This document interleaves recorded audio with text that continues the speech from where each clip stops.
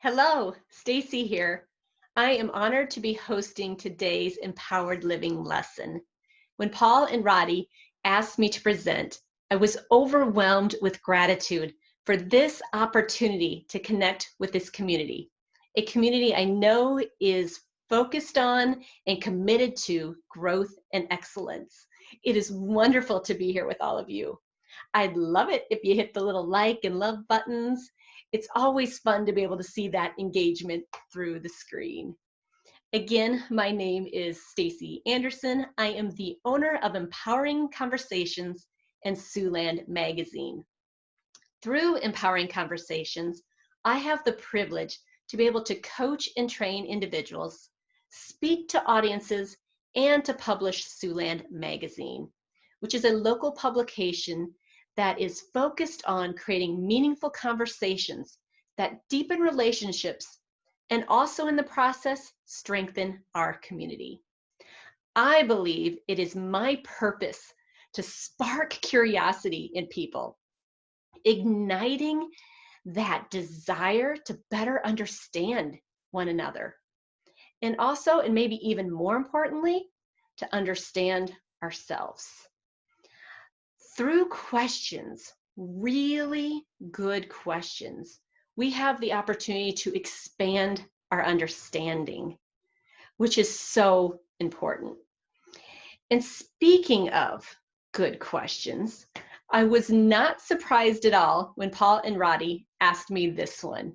What does an empowered life mean to you? Being empowered means knowing, truly knowing, that we are able to bring about anything we can imagine and are willing to commit to. Being empowered means that we have everything within us, you and I both, everything within us that we need to design our own lives. Being empowered means that we have the ability to be, to imagine and to create, to decide and to take action. Being empowered means that we can create and design our most perfect life. And it also brings about a freedom with that, this freedom of knowing that we can do that we can create our own reality. So today I want to speak into that, to harnessing your power, to push through fear and ultimately live your best life. I love this quote by Marilyn Ferguson. She says, ultimately, we deeply know that on the other side of fear is a freedom. That is so good.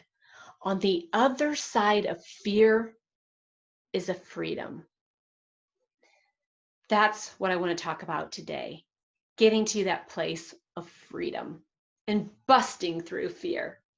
Because have you ever been terrified of something only to later realize it really wasn't that scary after all? That maybe we made it bigger than what it was, that we gave it more power than we should have.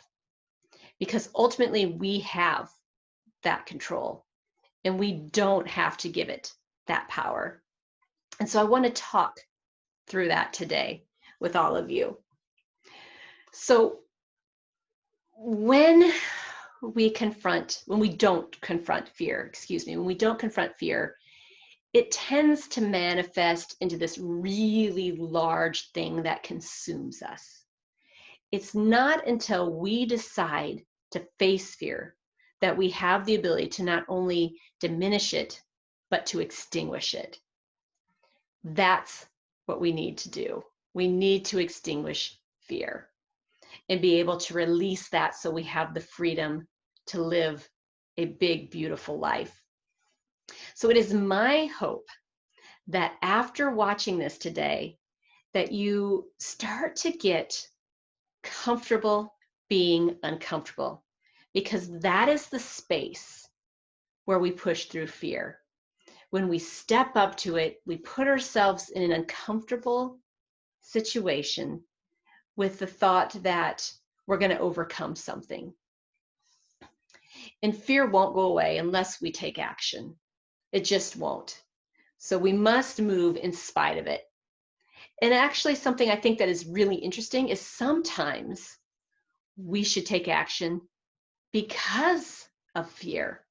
When that fear is married with this somewhat nervous excitement, because that's the type of fear that lets us recognize that this is something of importance, something worth stepping up to. So ultimately, I think we're talking about two different types of fear here. And so today I want you to get curious. I want you to explore where fear resides within you and really identify that fear, understand it, and let's face it, and again, let's extinguish that fear. So one type of fear that I think we all experience at some point or another is this massive fear, this loss of control. For me, I experienced that fear at the age of 9. I lost my mother in an auto pedestrian accident. She had gone on a walk after our evening dinner and unfortunately never returned. And for me, that threw me in this huge space of fear and anxiety. I was left as a young girl without a mother, and all of a sudden this false sense of control just slipped through my fingers. And it was a really scary place to be. But what I learned, because I think there's always something to learn from every experience, is that there were things within my control. There were things that I had the ability to make a decision on.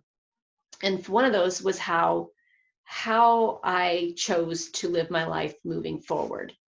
Sometimes when people go through an experience like that, they might respond by deciding that they're going to never get hurt again, or at least they're going to attempt to never get hurt again. And they're going to build up those walls and try to protect themselves. But I chose to do just the opposite of that. I looked at this as a big wake-up call that life is short and it can end at any moment. And so it was my responsibility and my privilege to get to just appreciate it and live in the present moment and to appreciate every person that I still had in my life. And so moving forward, I have chosen to live and to love without limitation. And I think that can be one of those lessons, again, that we can learn and can allow us to even find some silver lining and some beauty out of an experience. Because I know that my relationships are deeper than maybe they would have been otherwise, because I appreciate those people that are in my life. And so I was able to move through that. And I think at this time, when there is so much fear around what's going on in the world right now, this is a time where we can look at that and go, do we want to focus on what we can't do, what we don't have control over? Or do we want to focus on what we can appreciate from this and what we do have control over? And I think it's the latter, right?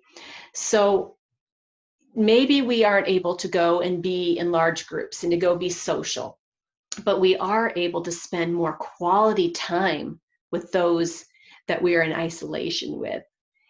We are also able to get to spend more time with ourselves, going within and really exploring why we're here and what do we want to get out of this life. And it's really a present to be able to have this moment, to do that. And so I really want to encourage you to look at it maybe through that lens and to try to find what can be beautiful through this experience.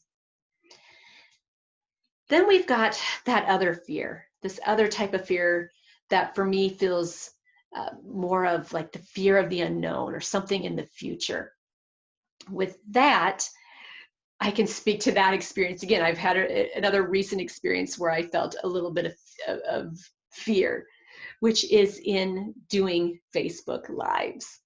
So for the last year or so, I have been playing with this thought of getting on Facebook and being able to engage the audience in that platform.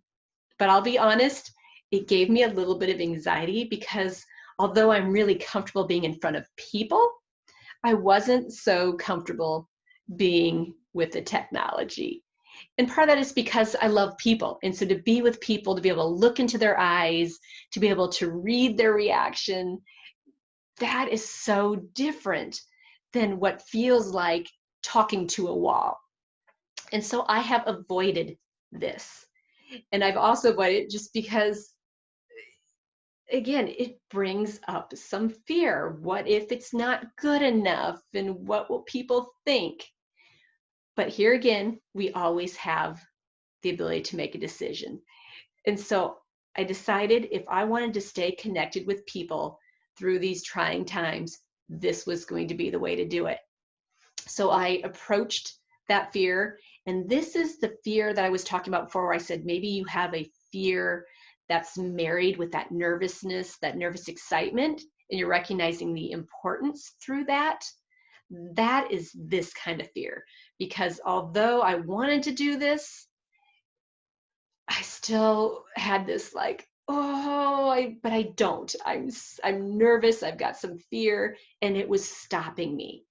So it took meeting that fear head on to help to dissolve that. No, I'm not saying there still isn't a little bit of nervousness. I think for a lot of people, especially speakers, there's always that little bit of nervousness before getting on a stage. But again, that just alerts that this is important. I'm taking people's time, and time, there's nothing more precious than people's time. And so that means that I need to show up prepared and ready and willing to serve at the highest level. This is a great type of fear to really step up to, because this is the fear that's going to move, you're going to move past, and you're going to see so much growth. And I think that is one of the main reasons that we are here on this planet, right? Is to love and to live and to grow and to evolve.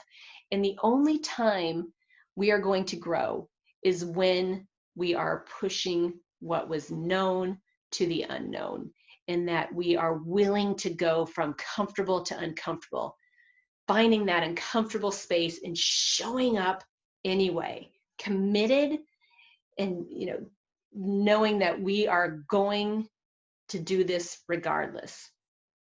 And it is okay to recognize that there's fear there, and it's okay to recognize that it's probably going to be something that you might not be good at first. Most likely than not, you are not going to be good at first, but you're never gonna get good unless you start. And I know you've heard that before. We hear that from Paul and Roddy.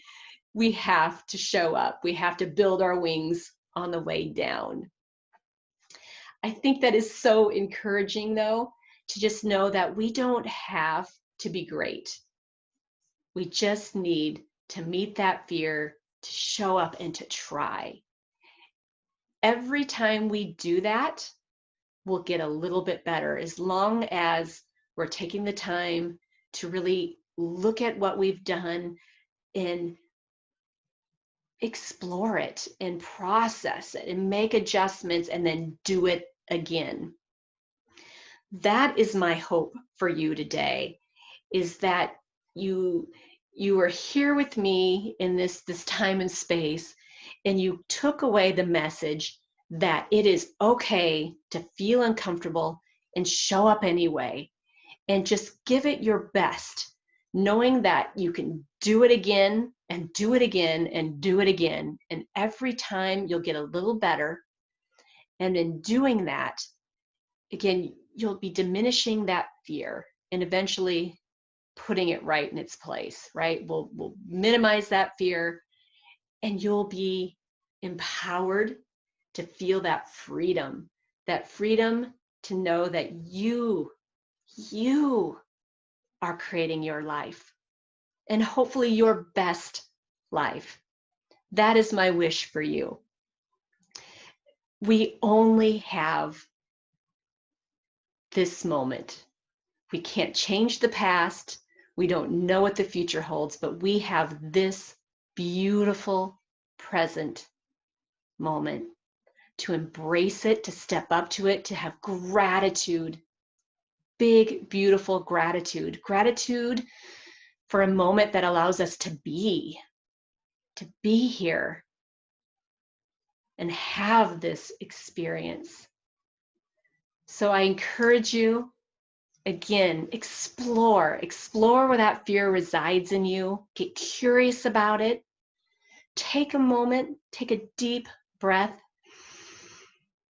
Allow your nervous system to relax a little and sit in that space to explore it. And then tackle it. Tackle that fear. Harness that power to grow and to get better.